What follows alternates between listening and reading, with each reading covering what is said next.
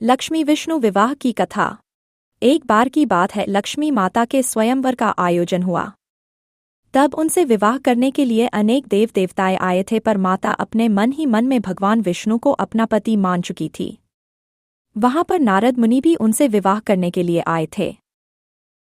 नारद जी विष्णु भगवान के पास गए और कहा कि प्रभु, मुझे हरि रूप दे दीजिए। विष्णु भगवान जानते थे कि वे हरि रूप क्यों मांग रहे हैं, पर वे अपने प्रिय भक्त को निराश कैसे देख सकते थे।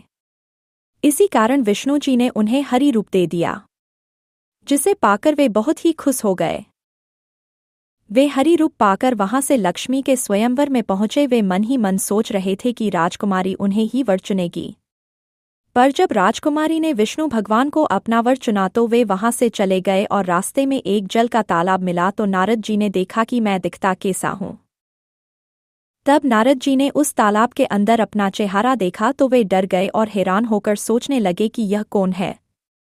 नारद जी ने फिर से अपना चेहरा देखा तो उन्हें एक बंदर के जैसा चेहरा दिखा। नारद जी ने सोचा कि विष्णु भगवान ने मेरे साथ बहुत ही बड़ा छल किया है, पर उन्हें क्या मालूम कि हरि रूप के दो मतलब होते हैं, पहला विष्णु है और दूसरा वानर है। नारद ने विष्णु से यह नहीं कहा था कि आपके जैसा रूप चाहिए, बल्कि यही कहा था कि मुझे हरि रूप चाहिए, तो विष्णु जी ने उन्हें वानर का रूप दे दिया था। नारद जी इस बात के बारे में नहीं सोचकर वे विष्णु भगवान पर क्रोधित होकर बैकुंठ की ओर चल पड़े और वहां पर जाकर वे विवेक में आ गए और भगवान विष्णु को श्राप दे दिया कि जिस तरह से मुझे यह दुख सहना पड़ा है, उसी तरह से आपको पृथ्वी पर जन्म लेकर यह दुख सहना पड़ेगा।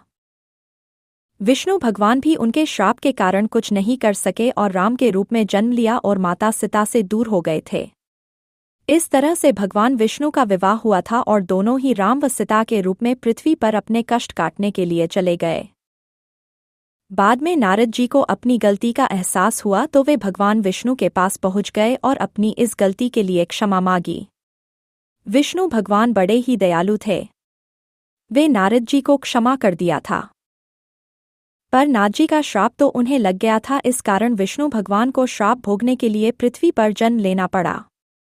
लक्ष्मी भी अपने पति के कष्टों में उनके साथ रहना चाहती थी, इस कारण वे भी विष्णु जी से पृथ्वी पर जन्म लेने के लिए कहने लगी थी। विष्णु जी ने उन्हें मना कर दिया था, पर वे नहीं मानी, वे बार बार कहने लग गई। इस कारण विष्णु भगवान ने उनकी बात को माना था। तब से आज तक भगवान विष्णु को नारद मुनि अपना प्रभु मानने लग गए थे। नारद मुनि दिन रात सोते जागते खाते पीते नारायण का नाम जपने लग गए थे।